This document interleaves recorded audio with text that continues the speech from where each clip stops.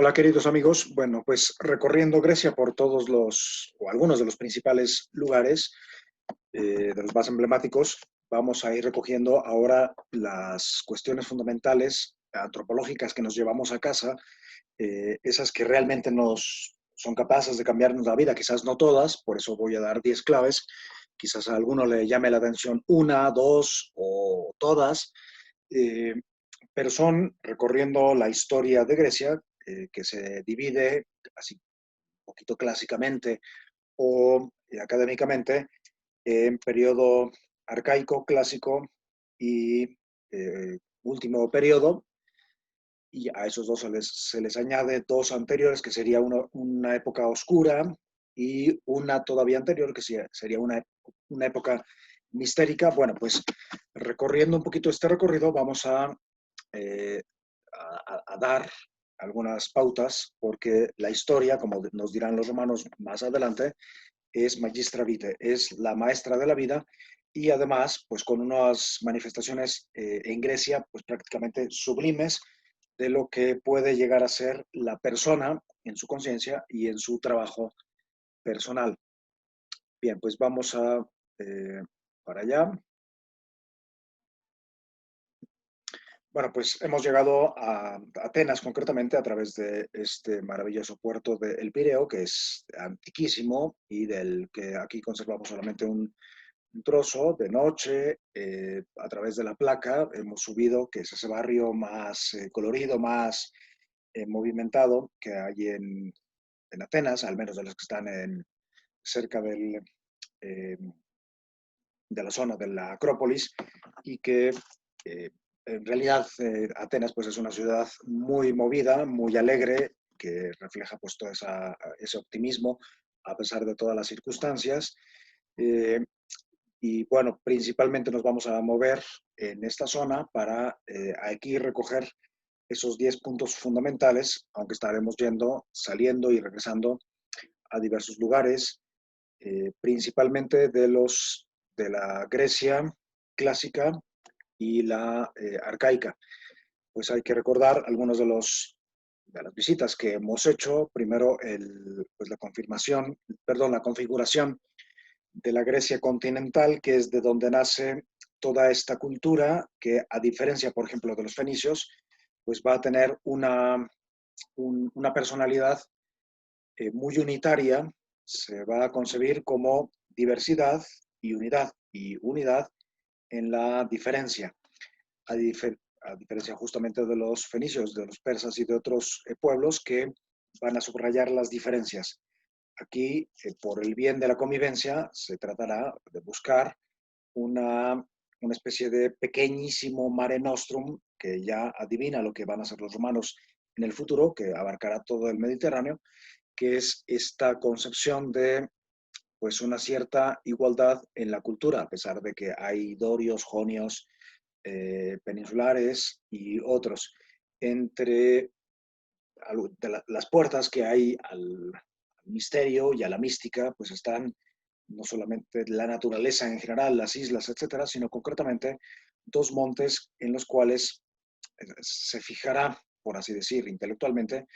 la morada de los dioses y la de los poetas, que son el Olimpo y el Parnaso. Bueno, pues así brevemente aquí tenemos una repetición de lo que es eh, la división clásica escolar, pero que ayuda mucho a ubicarse, la edad micénica y cretense, donde pues prácticamente se forjan a partir de otras culturas y de una originalidad absolutamente propia. Esto que después va a ser lo que llamamos Grecia, que es uno de los dos pulmones de Occidente, la época oscura, que puede coincidir con la invasión de los dorios y pues las erupciones, y ya propiamente lo más estudiado, que sería la época arcaica, o donde nosotros colocaremos principalmente la mitología, la edad clásica, donde lo colocaremos el drama y la tragedia. La tragedia tiene un papel importantísimo y un peso importantísimo en la paideia, en la educación, que ya comenzamos a dar claves o palabras importantes. y ya después la edad helenística, que ha sido un poquito despreciada por los historiadores, pero pues al inicio de esa edad se dan, sí, los principales y más fuertes movimientos filosóficos que ha habido jamás en la historia, o al menos en profundidad. Bueno, pues un breve repaso de lo que es la cultura egea y minoica, o en la que podemos ya adivinar esa presencia o esa casi obsesión por la formación personal y la formación del Estado. Esta es una de las grandes convicciones que hay en Grecia. El Estado o la comunidad, la polis, que es la ciudad, se forma pues a través de la formación de cada individuo y pues esto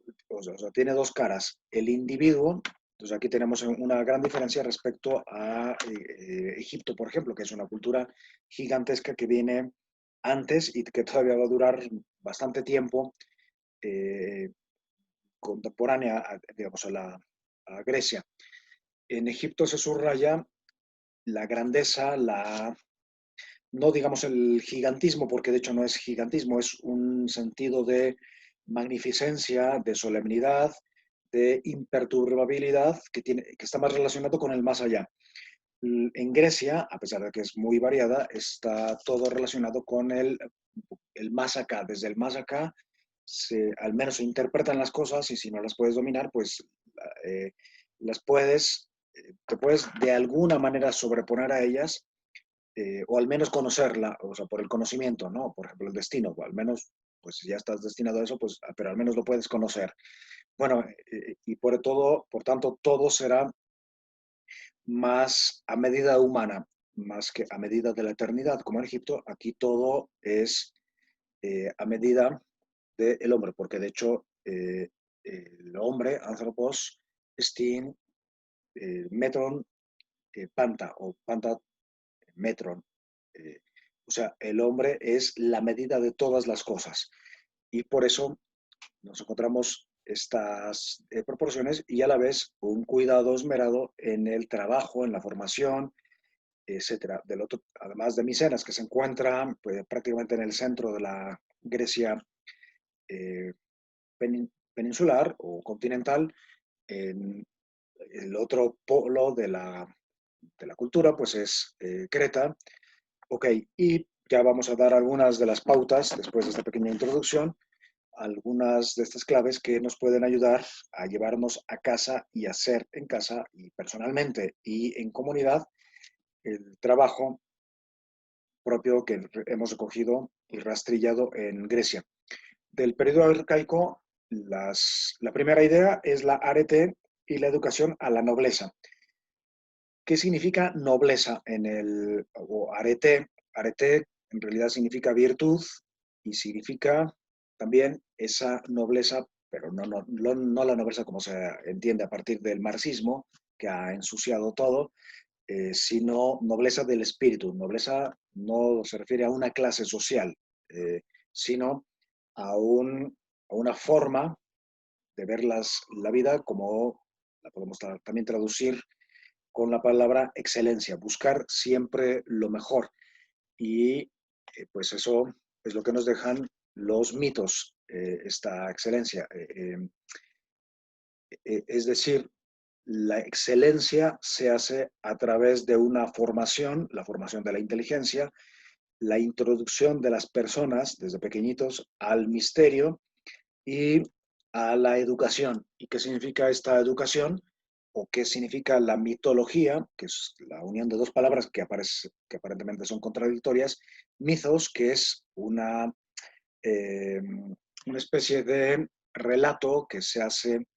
pues, en las asambleas, contando cosas, pero no cualquier cosa, sino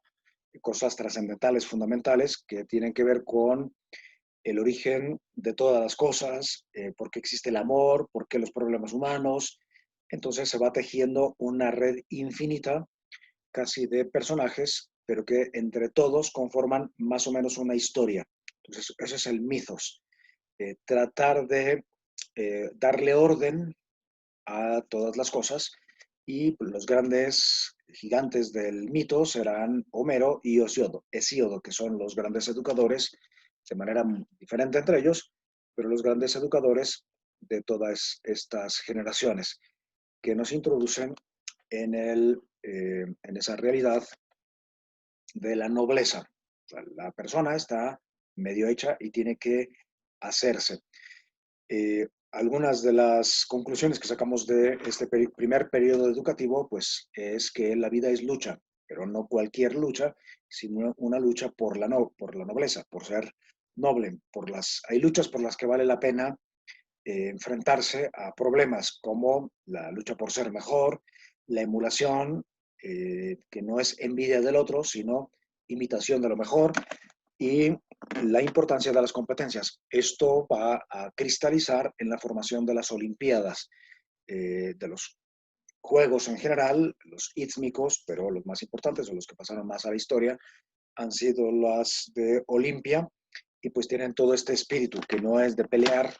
así, de peleas de barrio o de político de mala calaña, sino de verdadera formación y auténtica. Ya esto también, por otro lado, que queda cristalizado literariamente en las grandes obras como la Teogonía de Hesíodo, los Trabajos y los Días, la Ilíada, que son obras que si no nos hemos leído, pues las tenemos ahí como pendientes para leer algún día, la Odisea, que son diversas propuestas o diversas historias que nos hablan de eh, pues, los grados de heroísmo. El heroísmo en general, que se queda incompleto, que es la Ilíada, o los personajes de la Ilíada, en la que hay algunos que sí logran un heroísmo armónico e integral de la persona, y otros que se quedan pues en un pseudo heroísmo que no implica a sus propias familias. El otro gran héroe, pero que tardará 20 años en madurar su heroísmo, en regresar a su casa, de reencontrar a su familia, como se sabe, es Odiseo, que es verdaderamente un héroe. El héroe concentrado sería Héctor, que es el príncipe de Troya, cuyas ruinas estamos ahora repasando y que gracias a Slyman tenemos aquí algunas de a través de las excavaciones, pues las diversas Troyas o ciudades Troya que se han ido descubriendo eh, cuando se pensaba que pues, no era más que una figura mitológica. Muy bien, de la Odisea, pues saber que esta lucha comienza desde niños, no es para la edad adulta, la niñez o la infancia, nos dicen los griegos, la adolescencia, la juventud, no son etapas de espera, de mediocridad, como de hecho se propone a veces en la actualidad, sino etapas de formación y, o sea, de telemaquia, de ir dejando en paz a los niños, a las personas, para que vayan con lucha, con, digamos, vigilancia y con libertad, pues vayan formando su propia marca. Eso es lo que significa telemaquia, que es la primera parte de la Odisea, en la que me estoy deteniendo ahora un momentito. La Odisea también consiste no en emprender ideales o heroísmos raros o llamativos o de oropel, sino verdaderamente tratar de armonizar el trabajo con la familia. Eso, ser héroe afuera y dentro de casa, que es lo que más o menos nos enseña, entre otras muchísimas cosas que me estoy saltando, la magnífica obra de la Odisea. Del mito podemos así concluir, a pesar de que hay un laberinto de relaciones y la mayoría no son muy edificantes, pero sí nos encontramos ya con los dioses serios, que es lo que nos presenta aquí Rafael, y para eso tendríamos que viajar a la Farnesina, que es un palacio que se encuentra en Roma, más allá del Tíber, donde se presenta Psique, que es una de las diosas, una muchacha, eh, acompañada de Eros. Pero aquí Rafael aprovecha y nos deja a los 12 o 14, dependiendo la versión, dioses del Olimpo. Tenemos ahí, por ejemplo, hay una que no se alcanza a ver, pero tenemos, no voy a mencionar todas, a Zeus en primer lugar, que está ahí dominando a la derecha, y tenemos a Selene, que puede ser también Artemisa, Hestia, que es la divinidad, Hera, que está más atrás, que es, o sea, cada una de estos dioses o diosas representa alguna virtud, más allá de sus historias a veces patéticas, amorosas todas, eh, representan eso, virtudes. Era la importancia de la familia. Artemisa, la importancia del trabajo en este caso, el campo es también, o será, una de las grandes patronas, de las queridas del mundo griego. Poseidón, el dueño de los océanos, el sentido de dominio del todo. Hefesto, el sentido del trabajo, la importancia. Psique y Eros, que a partir de ahora irán siempre juntos, ahí casi parece que están pidiendo permiso para casarse. Psique, el vivir desde el espíritu, y el Eros, pues ese Eros que ya descubriremos mejor en Platón, que es el máximo filósofo de toda la historia, pues la importancia de distinguir el Eros corpóreo y el Eros celeste, y así otras, Atenea, que nos enseña la importancia del razonar, de la estrategia, Apolo, otra versión de Eros, Dionisos, dar puerta, abrir la puerta a nuestras inquietudes, a nuestras aficiones, aunque no dejarnos llevar ciegamente por las pasiones, y así vamos encontrando otros. Hermes, la confianza en la protección especial de los cielos. Demeter, que es la diosa de la, o que en Roma se llamará Ceres, que es pues esa diosa de la abundancia en la naturaleza, y otros que nos encontramos ahí. Pero bueno, aquí lo importante es que no hay que quedarse en la forma de las historias, sino que hay que bajar al mensaje fundamental o oculto o profundo que nos dejan cada uno de estos dioses, que sería algo así como el patrono de alguna de las actividades humanas. Esto ya después puede degenerar en politeísmo, y de hecho en el mundo cristiano a veces se advierte eso, ¿no? Esa falsa idea de que los santos serían como eh, pequeños dioses. No, son eh, personajes que nos dan ejemplo en algún aspecto de la vida, y por eso se les canoniza. Canoniza significa que se les pone como ejemplo. El segundo, así avanzando en la historia, la segunda clave o la segunda cosecha que nos dejan, esto sobre todo a partir de Solón, que es bastante ignorado en la actualidad, que es un gran estadista, un gran legislador, nos deja la enseñanza de que esta nobleza no se cultiva solamente a nivel individual, sino eh, desde el Estado. El Estado no es un gestionador nada más de los intereses pequeños, mediocres de la gente, sino que de alguna manera debería ser un educador. Y bueno, yo pregunto, en la actualidad, ¿hay algún Estado educador? Quizás Alemania, Rusia, y con sus grandes desventajas, pero en general los demás estados, algunos estados europeos, pero en general pues se dedican a los estadistas, porque son los primeros que no tienen cultura, porque los elige cualquiera y de cualquier manera, con cualquier apetencia en el momento, pues se carece de ese sentido de programa nacional, de patriotismo, de formar, y esto pues cada vez se ve menos. Y sin embargo los griegos llegan, o sea, eso lo tienen clarísimamente. ¿Y cómo se forma? Pues a través del deporte, de la formación integral de la persona, de la arquitectura misma, cuando se construyen cosas estéticamente atractivas, pues está formando a la gente. Cuando se construye en plata o no se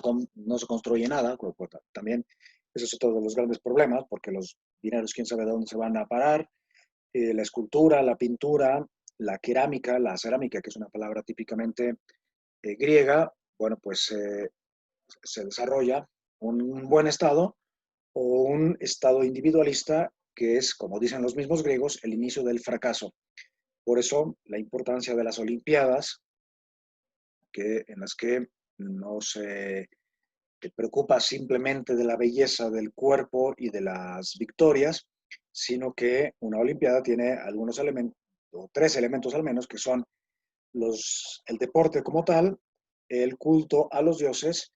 y en tercer lugar también los concursos de literatura, o sea, la formación. Y esto, por ejemplo, hay que reconocer que en las Olimpiadas de México se logran, o al menos se promueven, o dos de los aspectos fundamentales que es, además de los juegos, pues promover culturalmente la riqueza milenaria del país. Eh, y bueno, pues eso lo vemos aquí concretamente en Olimpia, que será el lugar más célebre de estas competiciones y estos encuentros que se hacían cada 4 años, pero que también se harán en Delfos, en Eleusis, aunque los encuentros de Eleusis son muy, hoy lo llamaríamos ocultista o mistérico, y se harán en Izmia, que se encuentra un poquito más al norte. Aquí tenemos una maqueta que nos da una idea de la importancia que tenía la formación eh, patrocinada o promovida por el Estado. Y bueno, a través de las esculturas, los diversos templos, el fileo y otros elementos que se encuentran ahí, el estadio, el gimnasio, la palestra, nos damos una idea de la importancia que tenía todo esto,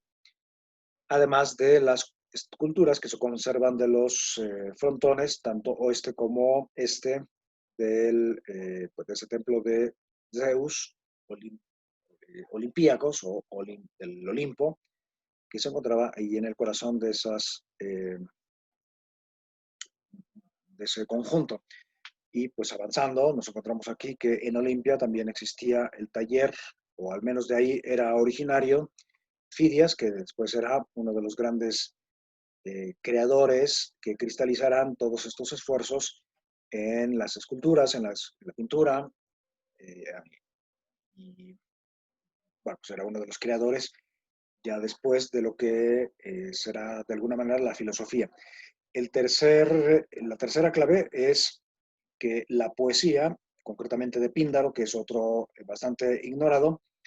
puede formar a la aristocracia. Y nuevamente, como en el caso de la nobleza, pues a veces entendemos la aristocracia como una clase social que muchas veces, de hecho, tiene bastante mal gusto y pues vive o causa escándalos y de hecho vive a veces de los mismos escándalos. No, aristócratos o aristocracia en griego significa el gobierno de los mejores. Entonces da igual si es rico o pobre, si es el mejor para gobernar, pues que sea él. Otras formas de gobierno sería la democracia, que sería inferior, pero es bastante buena, que sería el gobierno del pueblo. Otra, que es absolutamente casi demoníaca y diabólica, sería la tiranía, que es eh, esa forma de gobierno en la que le asignas el gobierno a una persona y se adueña de todo, se queda con el dinero, lo manipula, mete a sus compadres, etcétera. Eso es la tiranía y es exactamente lo contrario a la democracia y a la aristocracia. Y ya después hay otras formas como la monarquía y otras que de hecho pueden alternarse o ir al mismo tiempo que estas dos grandes. Puede haber monarquía y aristocracia, monarquía y democracia, como de hecho nos dan testimonio algunos de los países más ricos del mundo. Ok, en, o sea, muestra de esta formación por lo mejor en los que gobiernan, pues están todas estas manifestaciones como los templos de Pestum, etcétera. De ahí habría que bajar hasta el estrecho de Corinto, que hoy es un canal,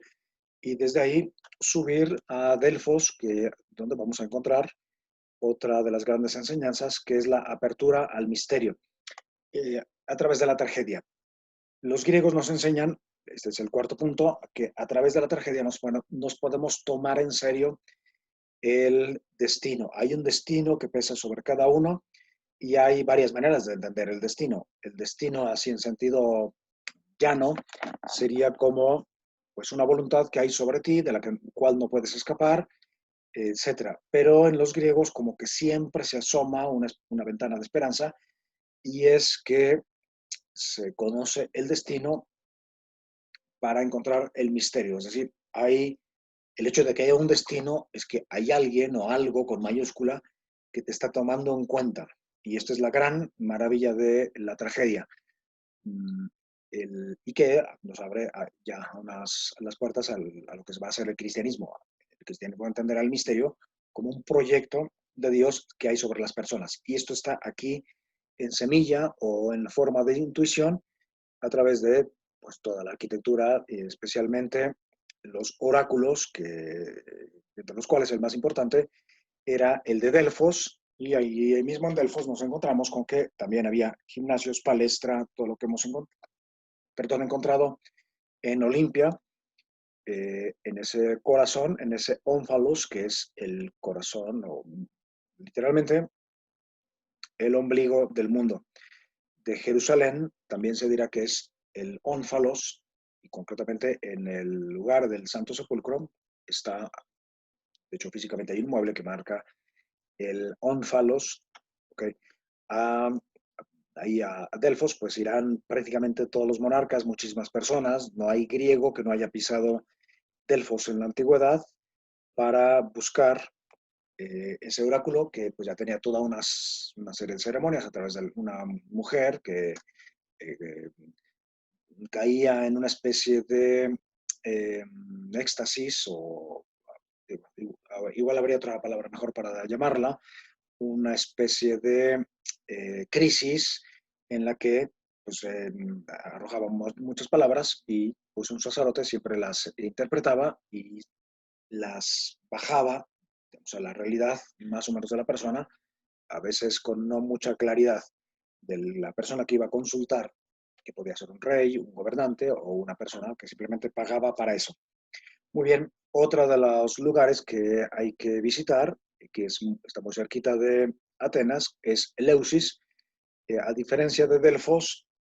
Eleusis tiene un carácter más místico todavía. Es una serie de templos y lugares, de salas enormes, como esta que tenemos aquí, que es el Telasterion, en el que cabían posiblemente hasta 2.000 personas bajo techo.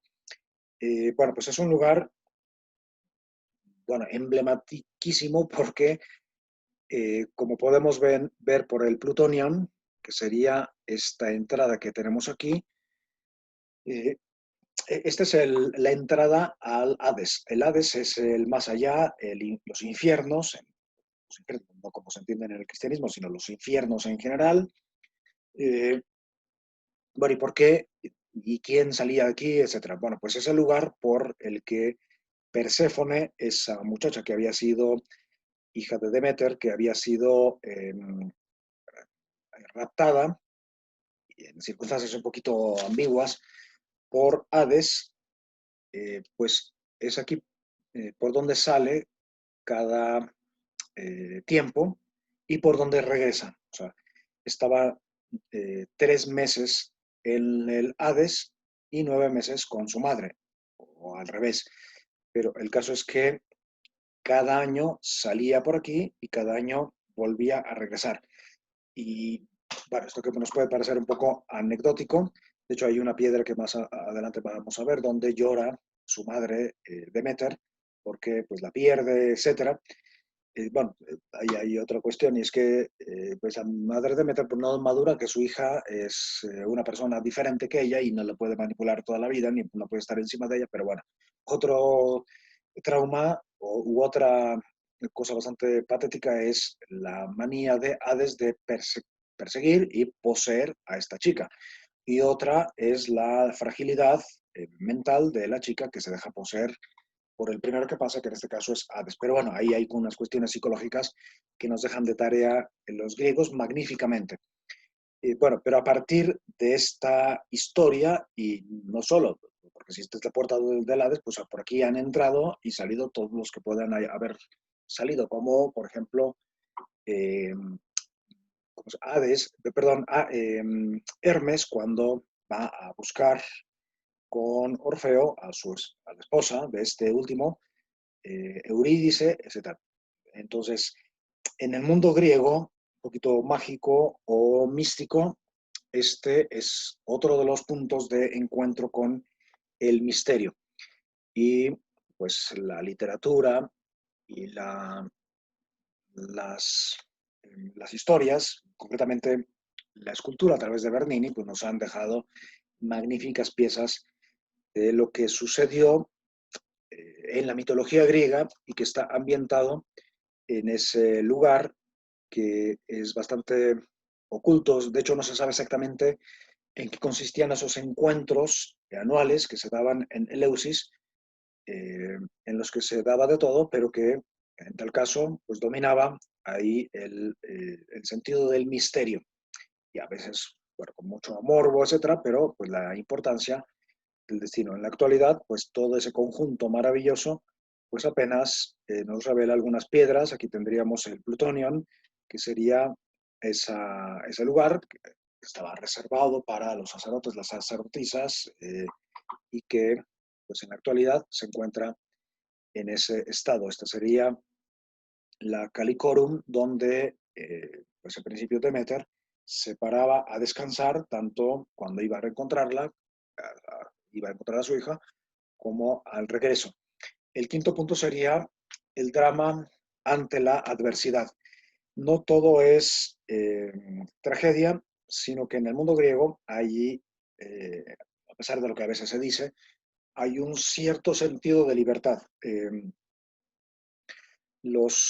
A veces se dice que la libertad es un invento del cristianismo y eso es absolutamente verdad, pero ya advertimos en las culturas antiguas como un cierto sentido de libertad y de oponerse de alguna manera al destino.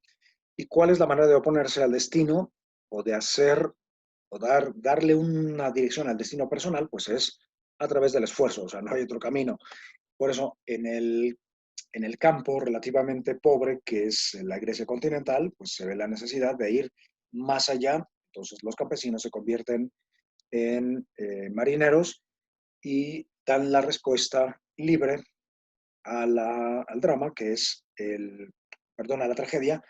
que es el esfuerzo. Entonces, qué es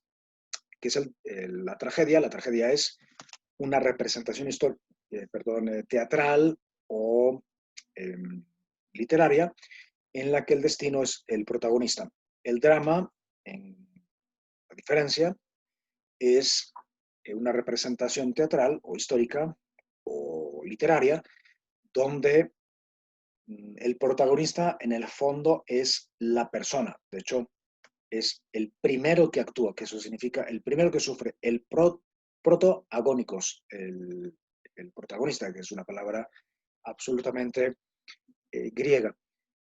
Y pues muestra de esto nos han dejado los griegos una cantidad enorme de esas luchas que ya habíamos adivinado en el mundo antiguo, en la Grecia arcaica, la Grecia mistérica, a través de el polemos y el eris, ¿no? El sentido de lucha que tiene que tener la vida. Y por eso irán por todo el Mediterráneo haciendo provincias y esas provincias serán hijas de las ciudades. Otra de las grandes manifestaciones del drama, ya físicamente e históricamente, es el encuentro con los llamados medos, persas, partos, que tienen diversos nombres y que pues a estos nos los vamos a encontrar eh, en la Grecia helénica. Como ven, dominan pues prácticamente todo el oriente del Mediterráneo. O sea, no es un pueblo mediocre o un pueblo pequeño que aparece por ahí de repente. No, es uno de los grandes imperios que ha habido en la historia de la humanidad y que van a tener un serio choque con el mundo griego y de hecho gracias a ese sentido de drama, de esfuerzo y de sobreponerse al destino, incluso de sobreponerse al oráculo de Delfos, porque sabemos que el oráculo de Delfos les dice a los griegos que no enfrenten a los persas porque es una batalla perdida, que o sea, Delfos está a favor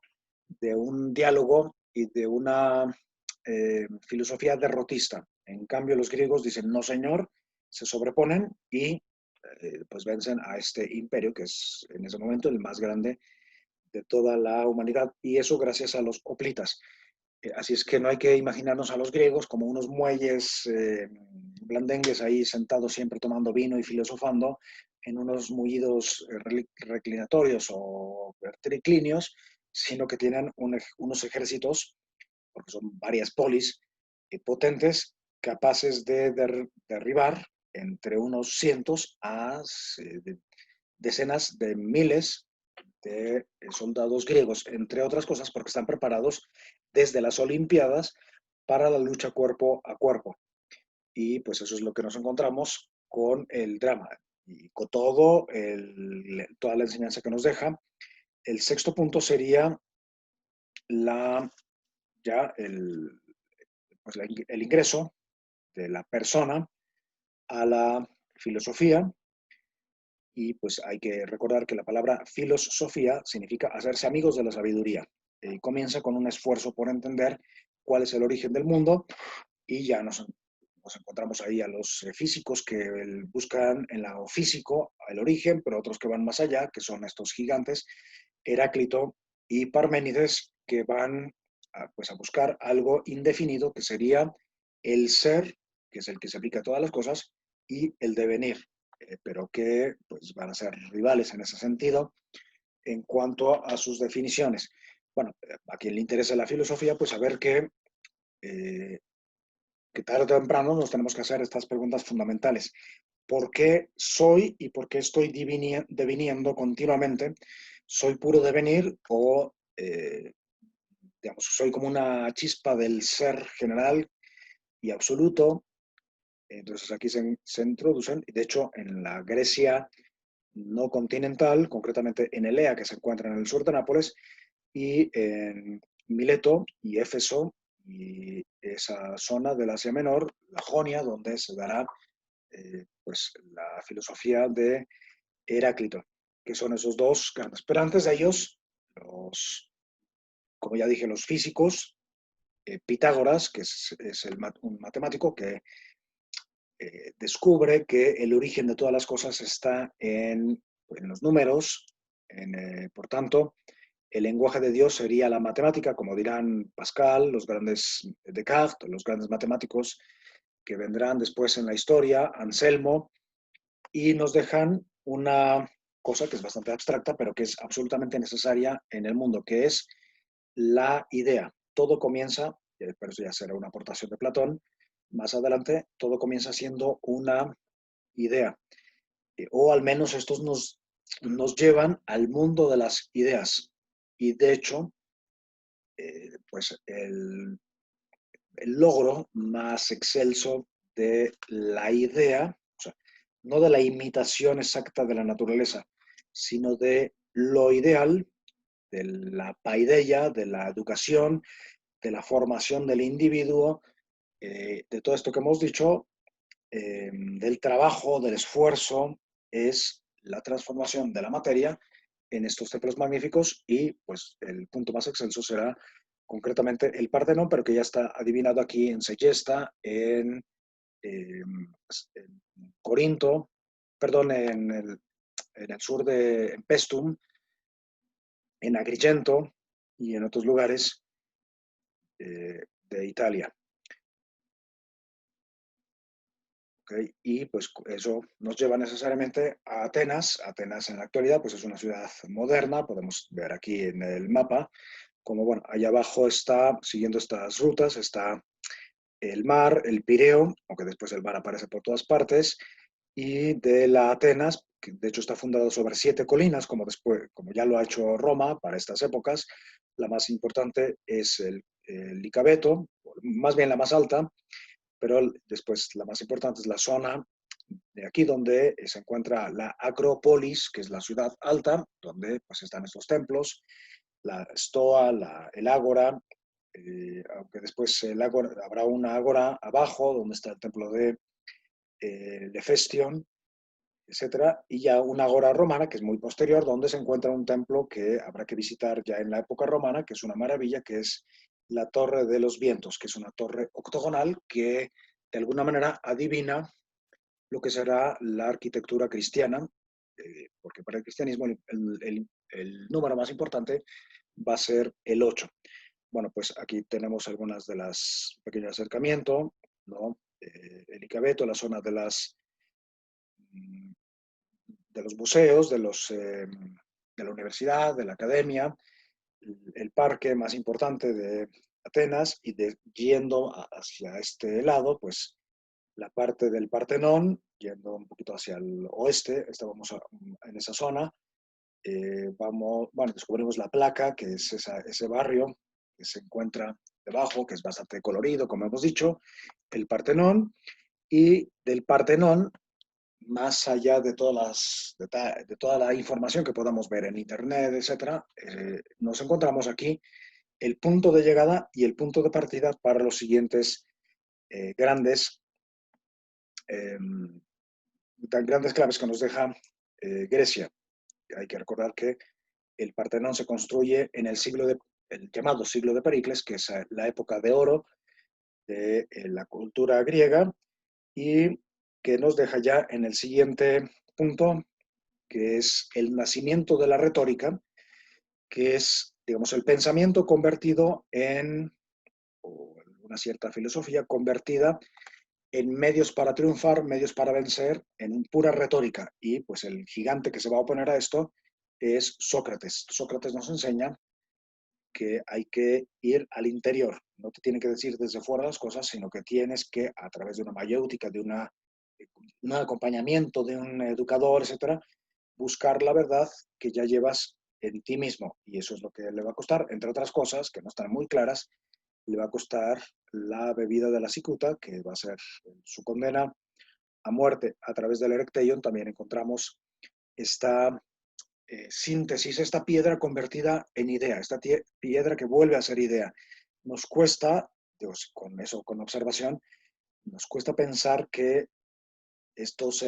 monumentos que nos encontramos aquí, las cariátides, las columnas, los techos, las metopas, los frontones, nos cuesta pensar que sean de piedra, porque tienen una espiritualidad y un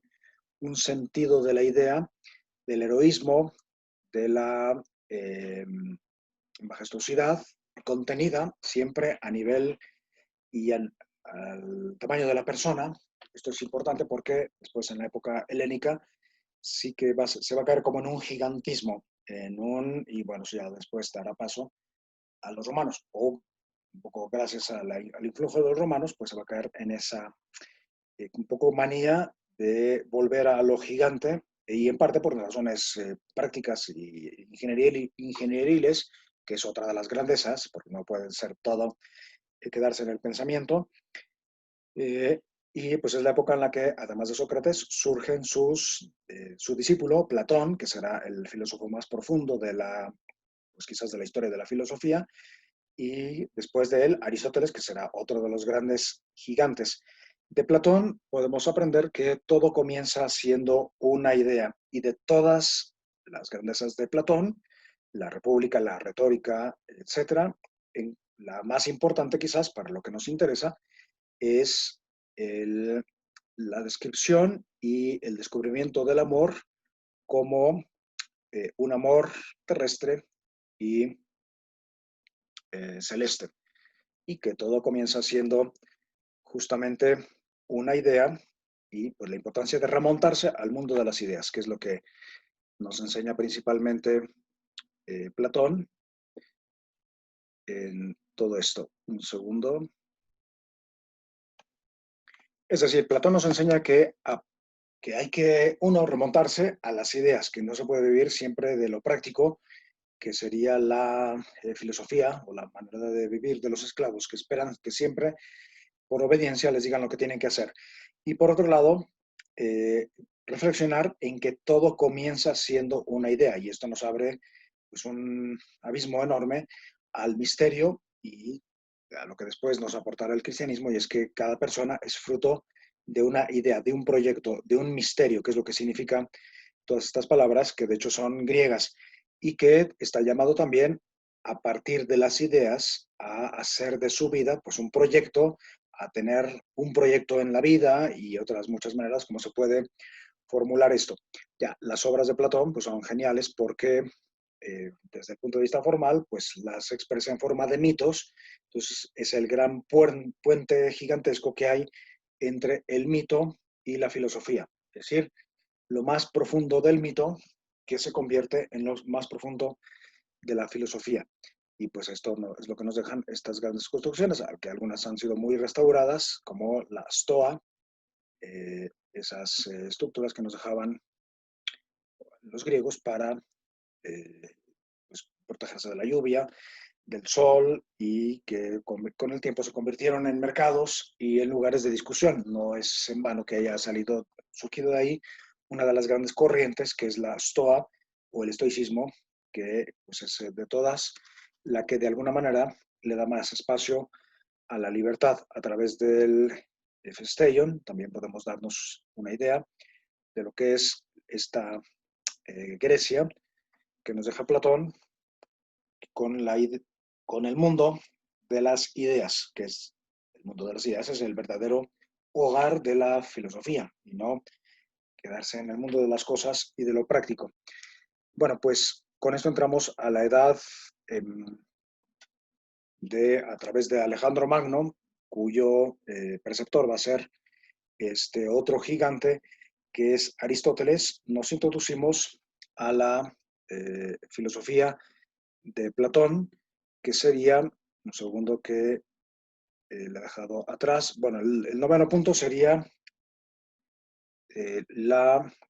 comedia, que en este momento se introduce antes de ver a Aristóteles. Aquí hay un pequeño error de numeración. El noveno sería la comedia. La comedia que aparece en una época relativamente tardía y que se complementa con otras tres formas de narrar las cosas, que serían las que ya vimos, la tragedia y el drama. La comedia, a diferencia de la tragedia y el drama, consiste en pues, una especie de sátira que en realidad existe desde siempre, se llama el comos, pero que se va ordenando porque bueno, se prestaba muchos abusos, estos carnavales podían ir degenerando, entonces se va convirtiendo en formas de representar y bueno, eh, la, el sinónimo con el que podemos entender a la comedia es ese que he dicho que es la sátira, el burlarse, reírse de lo que hay que reírse. Y es bastante sana la comedia porque en eso introduce, a pesar de que está en una época de decadencia, no se introduce en un sano sentido del humor. No se puede vivir cómicamente, pero sí la comedia es muy importante de vez en cuando para la vida. Y con eso, pues vamos entrando a la época de, de Aristóteles, que sería el último punto que vamos a ver hoy, ese punto, el 10 que aquí lo puse como 9 pero que es el regreso al on-to-on, o sea, el regreso a las cosas, el regreso de la idea a las cosas. Si Platón nos, nos deja, gracias a Sócrates, gracias a la reflexión, eso, Platón nos deja en el mundo de las ideas, pues Aristóteles nos baja nuevamente desde las ideas a las cosas, porque a veces la filosofía de Aristóteles ha sido muy mal entendida como si simplemente explicara cosas. Es uno de los más ricos en cuanto a escritura, de los más prolíficos eh, filósofos que ha habido en la historia y nos introduce a la metafísica. Entonces, con él, de alguna manera, aunque la metafísica ya existe, pero la palabra metafísica surge aquí gracias a, en realidad, a uno de sus discípulos, que será Andrónico de Rodas, que le pone a su último libro, el que está más allá de la física, que es otro libro, le pone metafísica. Pero bueno, ¿qué nos deja Aristóteles? Aristóteles, ya en el campo de la metafísica, y esto, pues si alguien quiere profundizar, pues con gusto, pues podemos organizar otras sesiones, pero nos dice que el ser se expresa a través de cosas concretas, o sea,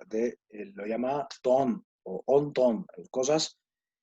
concretas, lo que después en latín se llamará ente, y que el ente, que es cada cosa individual, que puede ser el universo entero Dios o una hormiga, bueno, pues cada ente se presenta con una estructura y esta estructura, pues ya, para quien está familiarizado con esto, pues se acordará que esa estructura pues va a base de sustancias, accidentes, los predicamentos, se puede predicar algo, sobre todo la relación y la cualidad, que son las más importantes, de las cosas, la relación, bueno, son importantes estos predicamentos porque, por ejemplo, la familia no es una cosa ni un grupo de personas, sino precisamente un predicamento, o sea, desde el punto de vista lógico, una cualidad o una relación. Es una cualidad que tienen las personas. Entonces, no cualquier cosa puede ser familia. Eh, bueno, esto dicho así desde el Instituto de la Familia, porque pues, también hay que ser coherentes con el mundo y acoger absolutamente a todas las personas, pero dentro de unas definiciones. Nos enseña, porque hay, bueno, ya esto lo voy a decir más rápido para no aburrir a quien no le interesa mucho la filosofía, la esencia del ente, los accidentes, el principio de individuación, como el ser eh, y o su relación con la esencia, que es el último acto de los entes, entonces la importancia de los hábitos para convertir ese acto que es el de por sí existir, pues convertirlo en un existir más perfecto y a partir de ahí derivará toda la ética y que eso no se puede hacer solo, sino que para ser bueno, pues se necesitan amigos, que de hecho para ser feliz se necesitan la relación, los amigos,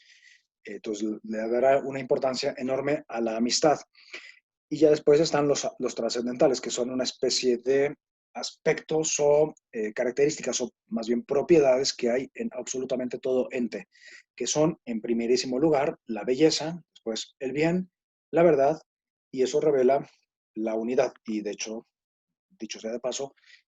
esto se ha perdido bastante en la actualidad con el relativismo exacerbado, con el subjetivismo y pues de ahí que muchas personas no encuentren sentido a su vida. Otra cosa que nos deja Aristóteles es, digamos, el desarrollo que ya existía del principio de causalidad. O sea, el principio de causalidad real, que las cosas en realidad siempre son efecto de una causa suficiente, de un principio de no contradicción y que entre esas causas, entre las muchas causas que hay, pues se pueden dividir en esas cuatro que se ven claramente en estos templos. La causa material, que sería pues, la materia de la que está hecho, la causa formal, a la idea de que la causa eficiente, que sería, pues, alguien lo habrá hecho, pues, las cosas no se hacen solas, esto es una cosa que mucha gente piensa, pero que es absolutamente falsa. Las cosas no se hacen solas ni porque sí, sino que están esas tres causas que he dicho, más la última que sería la causa final. Todas las cosas se hacen por algo. Y bueno, pues espero que les haya gustado este recorrido por los monumentos y por algunos lugares griegos en clave ya siguiendo la historia de la edad arcaica, clásica y helénica,